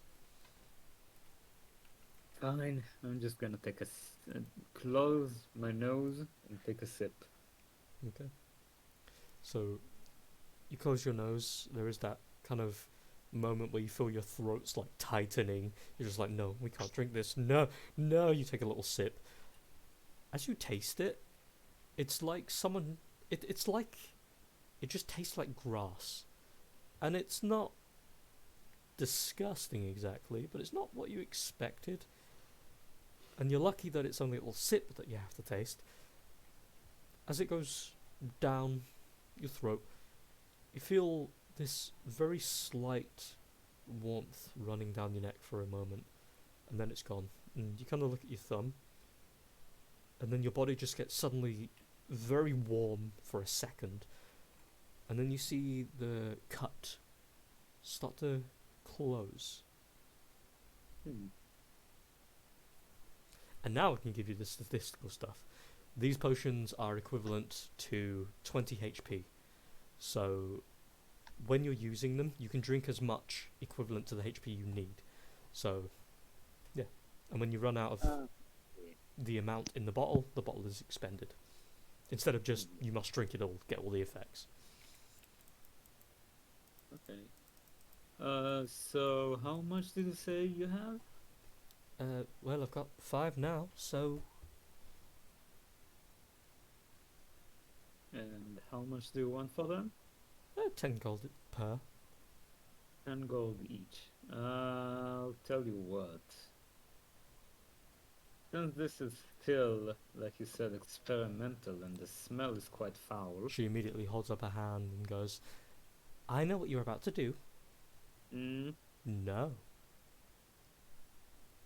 What do you mean no? I mean no. I know that with our current global climate, that a normal healing potion is worth 50 gold pieces. A greater and further on are worth far, far more. I believe that my product out here in the dickens of a boony is worth a minimum of 10 gold pieces. True, but a small cut on the finger doesn't exactly match as a fatal stab wound. I'll give you a fatal That's- stab wound and you can try if you want. We'll see. If anything, it would probably help your business if we were to test this out in the field, so perhaps at a discount price? She We crosses her definitely test it arms. out in the field. I've and given give you you one for proper free. feedback. That is as far as our discount will go. Okay, let's But see one what is else just you have. one. Sorry, I heard like 4 different. Sorry.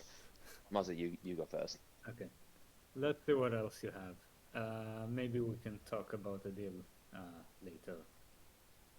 What else does she have? It is mostly like tools and the like, anything you'd need to do on the side. So like if you had a side project you wanted to do, you got a bunch of tools for that.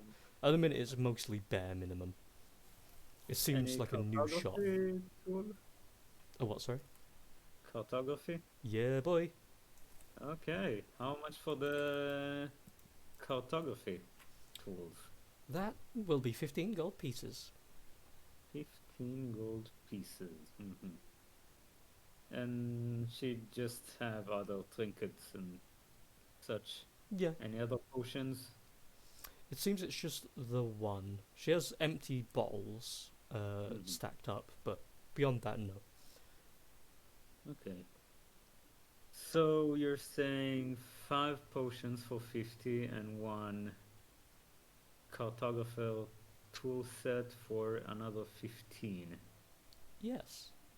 Let's just say you bumped down the price for the cartographer tool for for 10, and we call it a deal.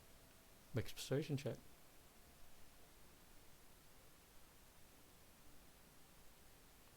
She looks you in the eyes. She places her hands on the table, leans forward a little bit, and she's staring at you with the look of death.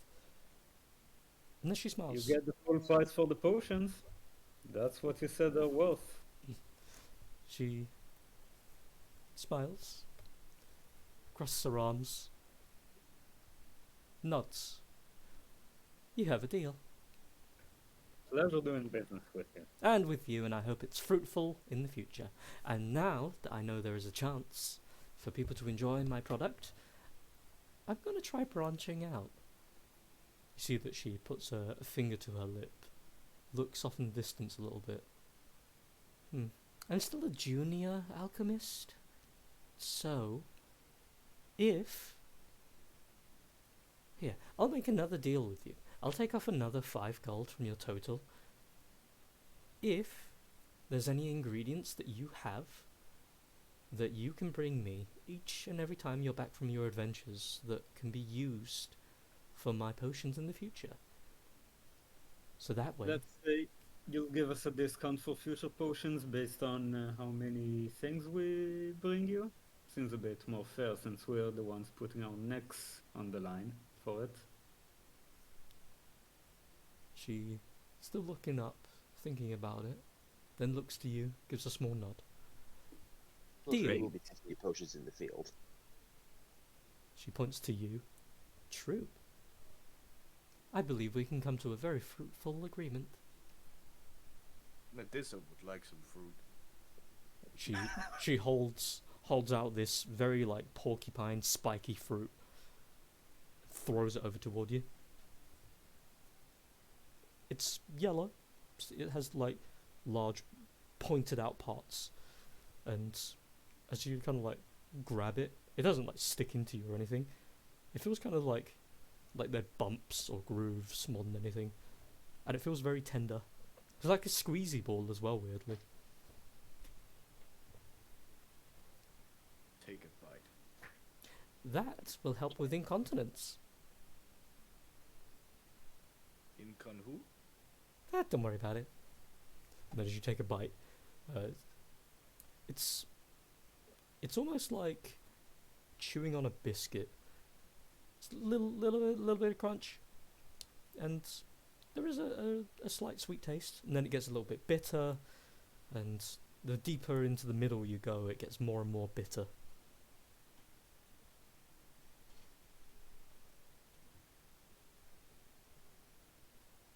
So, Nadissa doesn't know if she likes this. well, if Nadissa does, I can find her some more. It'll be 1 copper piece per, though. Well, if that's all, you and you... Yep. One more thing. Do you have a picture, a drawings or something of things that could help you with the potions? Just so we could be more focused. She looks around her feet and kind of just like starts pushing things aside a little bit with her foot. And then she walks off back over here towards what looks to be a downed wagon. One of the wheels have like toppled off, and she like starts rummaging through some bags and pulls out this small series of parchments. As she comes over, she places down one of them, starts looking through the rest, and just like shaking her head as she's reading through them all in the back of her head, and then puts the rest of the parchments underneath her leathers, places her hand on the parchment in front of her, slides it toward the edge of the table. So, there are very rough sketches on there of a couple of creatures that are native to this place. If you see any of them, get the required pieces, and we might have a showtime. And again, you've already tested one of my products. I will just say I will constantly improve. But if you bring me any pieces from this, I will focus more on the effects they can give you rather than the taste. But if you can't bring me anything, I'll focus on the taste. It's whatever. That's fine. It's not like I'm doing side magic here. Have to be a chef too, apparently. Hey, you need. It's part of the, the whole pizzazz of the potions, I don't know. I always found it weird. You are basically drinking magic.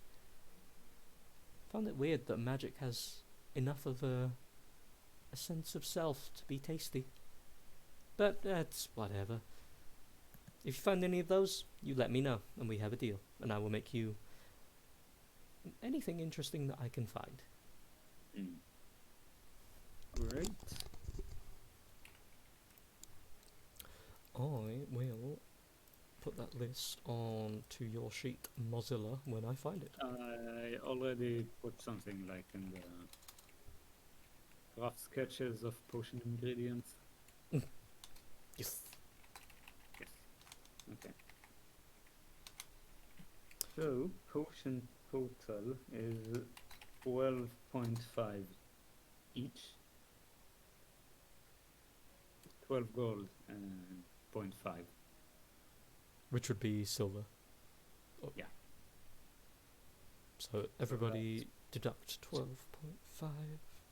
12 gold, 5 silver. If there's any exchange values needed, let me know. Wait, what am I deducting? 12 gold, 5 silver.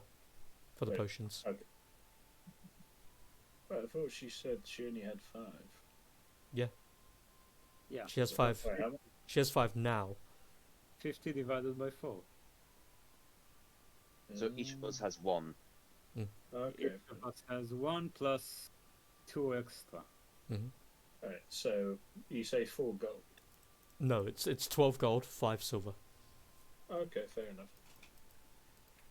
Natissa only has gold, and she will need someone to count it. I'm gonna count it for Nadissa. How much does Nadissa have? She has 42 in her pouch. Okay. The conversion and shit. So that's. It would mean Nadissa has 5 silver left over. And. Obviously, 30 gold, 5 silver. Yeah. Or 29, Also- anyway, whatever. Yep. What was Lee? What did you say was beneath my beneath Carrick? Oh, there's literally an anvil. A literal anvil. Yeah, boy. It's a smaller one, but it's enough that you could tinker with some weapons on it. If you have the tools. Did you say there was a hammer with it, or did it? Yeah, there is, baby. And out of curiosity, is there a chisel with it nearby as well? There's enough simple tools that you could do basic maintenance or repairs. Fair enough. I'll point my attention towards the anvil and hammer and look to see if there's a chisel, and sort of like eye up the hammer and the chisel just to check on there, just to see how the quality that they are in, what sort of nick they're in. Not very good. It seems like these were like spares or hand-me-downs, but they'll do simple repairs. They might break, but the tools are there for us at least 1 or 2 uses. Fair enough.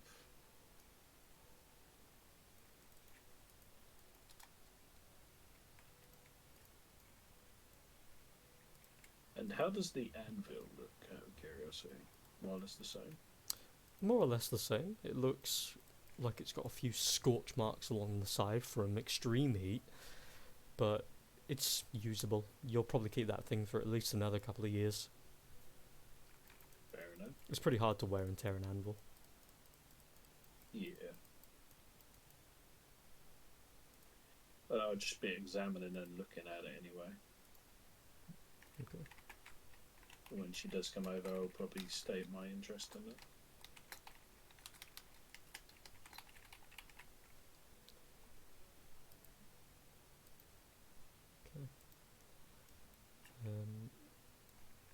So what do then? Oh, so who's going to take the extra 2 potions? Well, you do have, technically, you do have Urias and Brick. But for the So time, who's going to take the 2 potions? hey, I'm just telling you, you have Yeah. 2 more party members. You could give one to either or both of them, or you can keep one, and you know you could be the one that feeds the people that are about to die.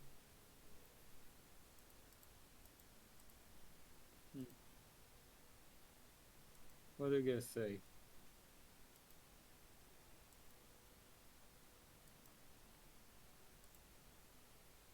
Not a thing. Mm, Give one to Carrick. Not Carrick. Brick. Brick, I say, has earned one. yeah. Maybe keep one in reserve for Althea, should we ever reunite with him. Mm-hmm. Sure. Then Carrick, you're in the front line. You should take it, maybe. What do you guys think? Can do if you want, then.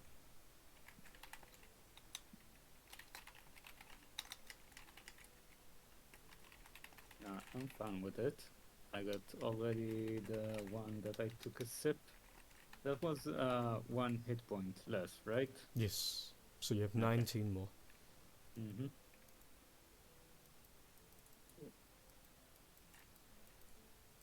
Fair enough. Well, I'll take it then. Okay. So what type of potions were they? They are green healing potions. They heal up to a maximum of 20 HP. Every time you drink some, any amount that you heal is the amount taken off of the 20 HP total. Okay.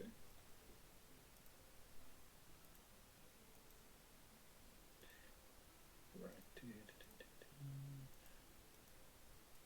One more thing. I got this from the boy, and I'm going to show the stones. Mm-hmm.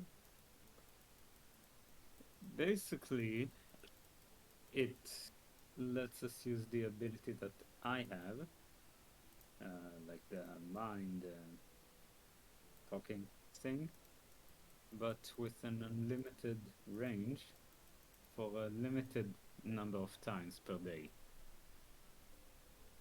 Do we want this? Should we tell them to keep it? What do you guys think? They could prove useful. You Can said be you useful. have. You said you have that. You have that ability, correct? I have that ability for a limited range. Like if you were to sit at the end of the table, that would kind of be like, yeah, that would really stretch it. Well, technically, we could keep it ourselves because one, it was a gift, and secondly, if for some reason at the time you're either separated or you cannot for some reason use any magic, it might be handy to, have it on us. Good. There Okay. are two, right? Yeah, it's like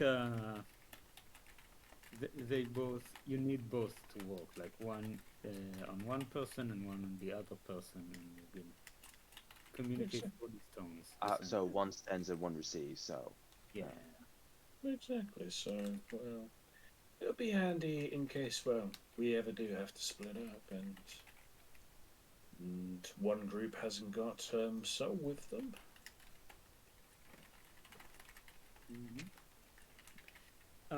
Lee, how many users a day? There is 3. 3. Okay. So, if you don't mind, I'm going to keep one. Who wants the other one? probably Carrick, since he does all the talking. But you said you already have this ability, right? I have Cast the Engine. ability for a limited range. Yes. I mean, without the stone. Without the stone. So perhaps best if someone else has that stone, seeing as you already have that ability. Yeah, sure. That could. Yeah.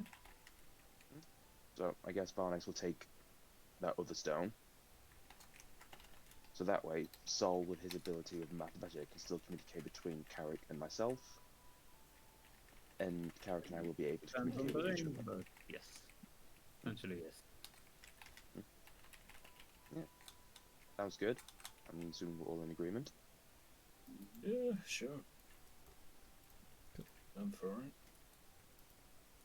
Then whoever Is it in Greece? whoever is taking a bead,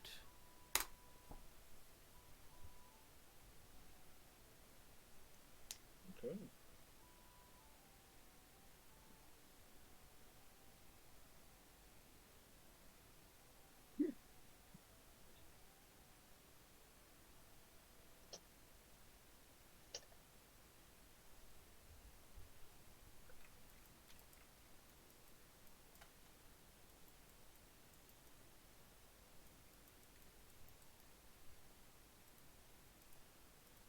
Done and done. Svenas.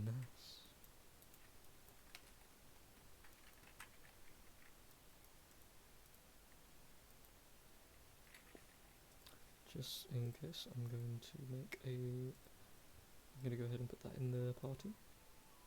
Bippity Boppingheimer? Oppenheimer. Boppin! Cool. Is there anything anyone would like to do?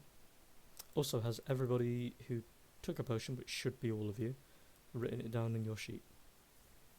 Yep, I have written it down on my sheet. But I've got 2 of them, if I'm right in saying, haven't I?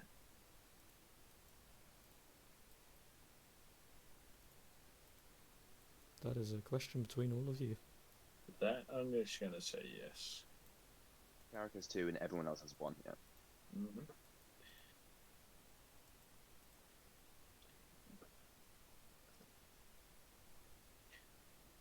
But yeah, when the lady does come back, I'll probably state my interest about the anvil and the tools that come with it. 1 second. Right. So I guess next thing would be to have a nice rest, sit down at the table and get some food and relax. Pretty much. And tomorrow we hunt the dinosaurs? Yes. Well, as of the minute, you guys can do basically anything. But you will have been told of 2 locations you can go. The place where the Sahagan attacked, a scout troop, or you can go to where one of the earthen towers have been activated. Both of which are marked on the miggity old map.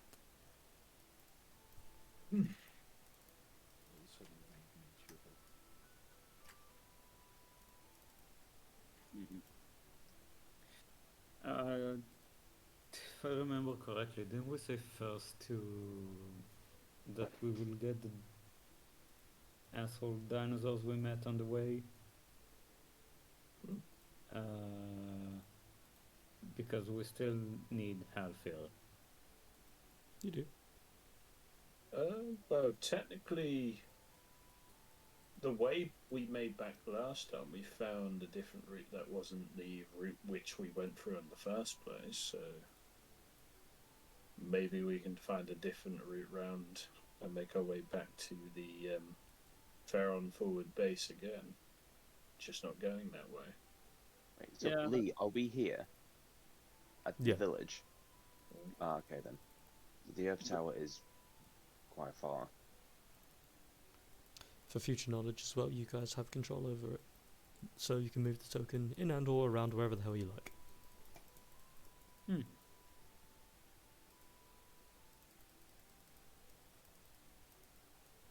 But wasn't part of the deal just that they give up the baby and we give them replacement dinosaurs? Not really. Not really. We said that was a floater agreement that could be prospered when they have bring their main force to the island, Ah, okay. which fine. was the reason. And I said it'd probably be wiser for them to get an egg rather than the newborn taken away from its mother and have the mother rampaging everywhere. Mm. We didn't exactly say that we'd be giving them replacement dinosaurs. We just gave them a heads up that there are other creatures that are very aggressive, but at the same time have a very, what's the word for it? They have Great a value. good, well, not value, Use. some form of more advanced intelligence compared to most other creatures, especially that one that was leading the smaller ones. Which I said would probably have Theron's interest more at heart than a simple charger Triceratops would, which is also quite temperamental and dangerous if more or less challenged upon their territory and departed from its youngling. So that's pretty much the only proposition I more or less made, which I made as more of a suggestion, a full absolute than a full absolute bargain, because to be honest, these were more or less little suggestions / deals / propositions that were made by two groups of people who haven't even given word to their higher ups / supervisors. So, well, superiors. So to that degree, we're just making suggestions which we were to pass on, which we've been told are somewhat agreeable by both parties. So, yeah, not exactly trading them free dinosaurs, but just, like, hey, you see those dinosaurs there? Yeah, they would be better than the ones that you've been targeting. And plus, if you don't take away the baby, the environment won't be as damaged from it. Meaning that your land won't be as, well, uninhabitable because you have a charging herbivore that has lost its child.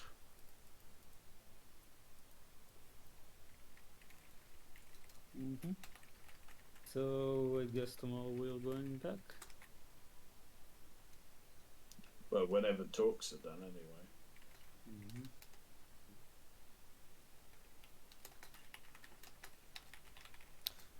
So until then, what are you guys doing? Still waiting to inquire about that anvil and stuff. You're like a dog with an anvil. Yeah. What do you want with the anvil? Hammer and chisel. There's a hammer and chisel, was it?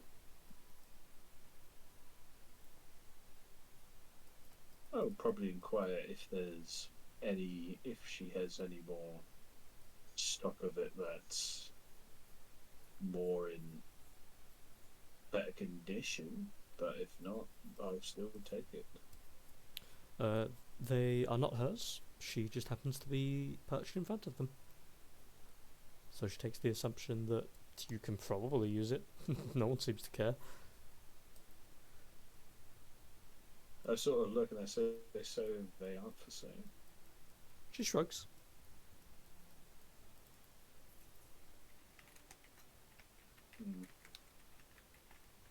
Fair enough, and then that's when character shows less interest. It just forgets to walk off. Okay. Then is there anything else? Or is it I'd rest? Sorry, go. I'd probably like to have a quick word with Sol. See, like, after just hearing that, shortly after hearing that we conquered that primordial gate, there's sudden word that this Earth Tower suddenly materialized. Seeing as it was his artifact that triggered the gate, would you wondering if Sol would have some inkling as to whether our actions in the gate resulted in the appearance in this new Earth Tower. Lee, would I know? You've loose ideas about these towers, but the one to ask would be Halfir. In your case, you can make a nature check. You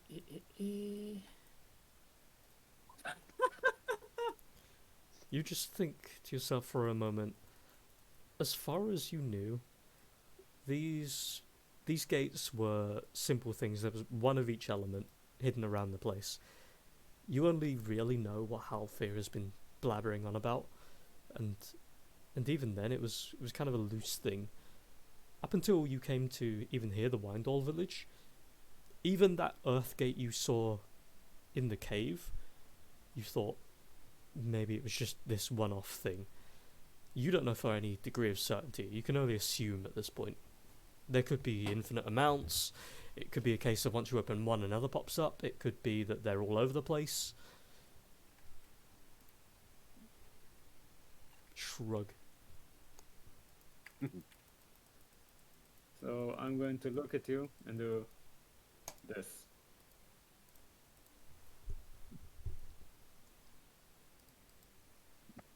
Mm-hmm. Probably, maybe, could be. That's a possibility. I wouldn't say no. Mm-hmm.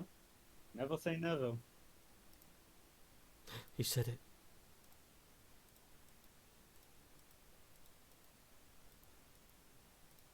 Alright, well, that tower is definitely worth investigating, however, it is very far. Mm-hmm.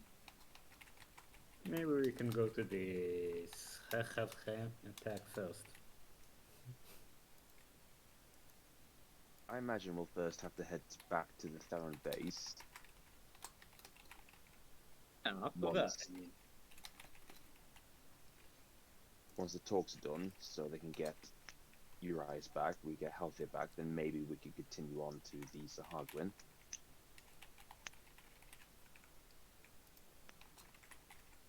I mean, it's on the way.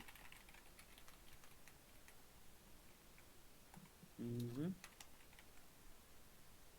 So for now, I guess it's just wait and see how the talks go with Urias.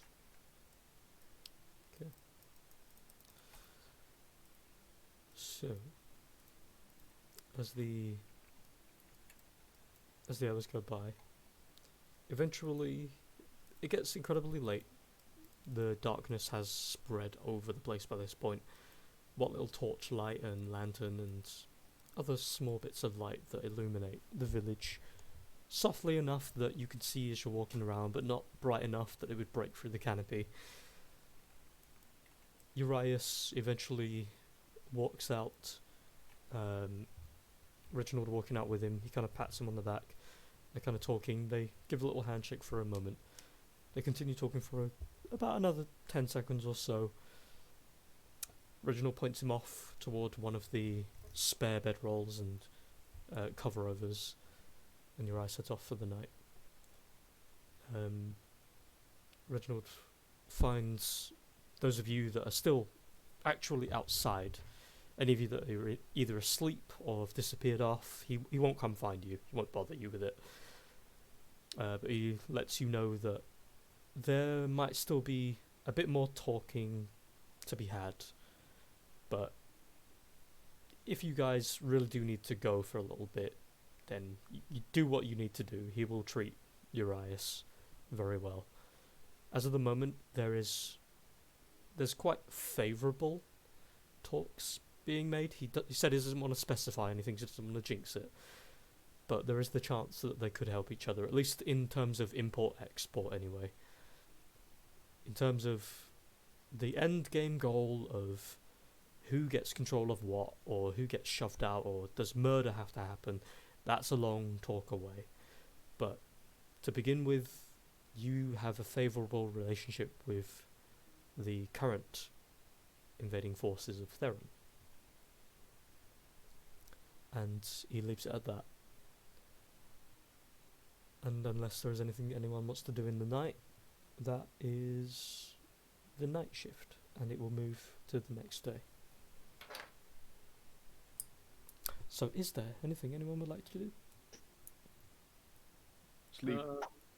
Other than just rest up, have a couple of good drinks and, well, food and just rest up. Ooh. Okay.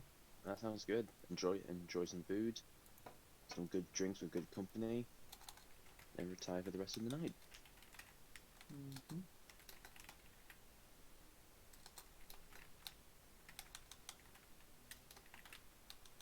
Okay. Here for the time being, Mosey, it was you. You had the list, right, for the ingredients she was asking for. Yep. I have it. Okay, I'm putting in the. There we go. If you want to have a little read of them. If what? On your items, if you scroll to the bottom, it should be opened. I've put text in it. Ah, okay. Those are the things to look out for. From a troll. Troll, dire tiger, hammer ankylosaurus, plesiosaur, quill beast, owlbear, and griffin. Uh-huh. Everything. Mm. How do I see it? Uh, I press on this. Yeah, I see it. yeah. Mm-hmm. Okay. Mm-hmm. Well, two things then. Firstly, do you guys have a destination in mind?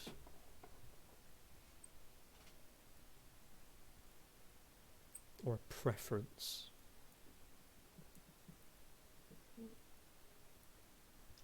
Not entirely. Before we do the Earth Tower, I think it's best if we get Halfir back, seeing as he knows quite a bit about the elemental gates and all that. So, logically, I imagine it would be the Sahag would attack. Unless anyone else wants to say something else. We can do. Okay. Then I will do a quick exchange-o jumpo. Firstly, as the day moves into a lovely sunny morning, you're all awoken by the sounds of slight hustle and bustle, people hunter-gathering, others cleaning up after last night's sorted revelries and food. Urias meets you all at the gates when you're eventually ready, and you all head out again, back toward Theron's forward base. If he is prompted, Urias cannot tell you guys specifics about the talks, but similar to Reginald, he does say it's favourable for both sides. Whether or not it will remain that way once he's spoken with Orion and then Orion's boss is a different thing. As you all head from Windle back to the forward base to trade off the pair, you find Orion has treated him fine, as he has treated her with respect as needed. He didn't get a chance to explore the other gate, mostly because there wasn't that much time that actually went between leaving him and picking him up again. But as you get back to the forward base, you can catch up if you want to. But Mosey, my dude, would you like to finish here? Because I know under normal circumstances you do.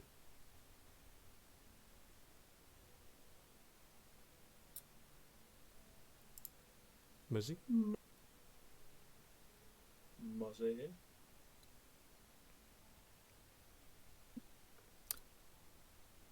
Sorry, I'm here. Hello. It's alright. Sorry, I'm here.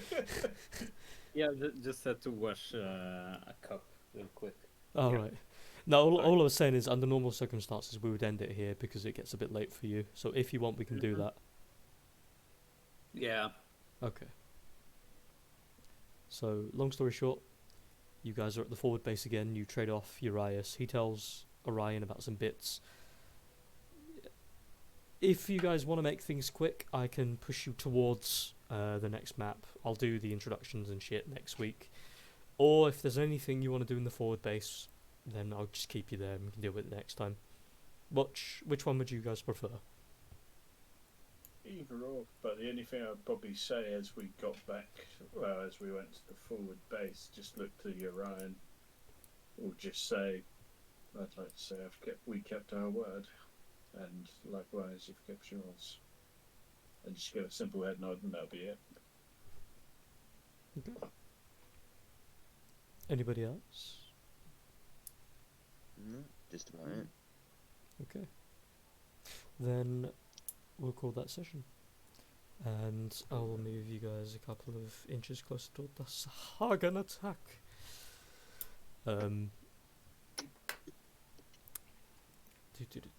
Make sure there's nothing outstanding. Does everybody have all of the handouts, all the bits and pieces written down that you collected from session, from buying, or otherwise?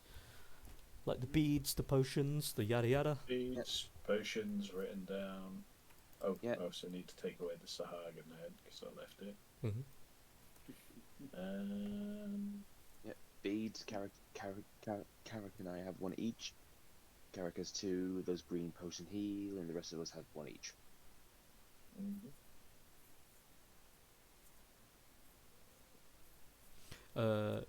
Mosey has two because he has the one he used a little bit on and the extra one. Oh, okay. Unless you or Carrick are giving one to Brick. Yeah, we're giving one to Brick. I thought we agreed on that. Did, and then you said that I was to have the extra one. Because I'm a frontliner, question mark. Yeah, I mean, you or Varnex or Atlesia. Yeah, so I just put up my shoe. Frontliners, honestly. No, I thought it was one for each of us, and one for Halfir, one for Brick. That's 6. Okay, yeah, sure. Do that then. You have Then You we'll have give it for. Brick, Carrick, Varnex, Nadissa, Sol, Halfir, Urias. Why do I feel like there was way more as I was counting that? Jesus. Okay, so if everyone's supposed to have one, Carrick and Sol have to reduce theirs by one.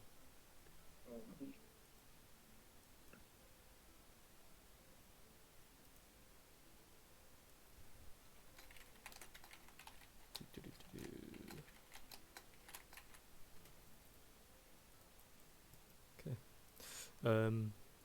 But yeah, once that's done, that's really it. Yeah, that's done. It was more of a pseudo shopping episode. Pretty much. Mm-hmm. I'm going to head off and make some food. If there's any questions, I'm gonna head off and go to the toilet. if there's any questions, feel free to ask. I'm gonna go to bed. I have work tomorrow. Same. Say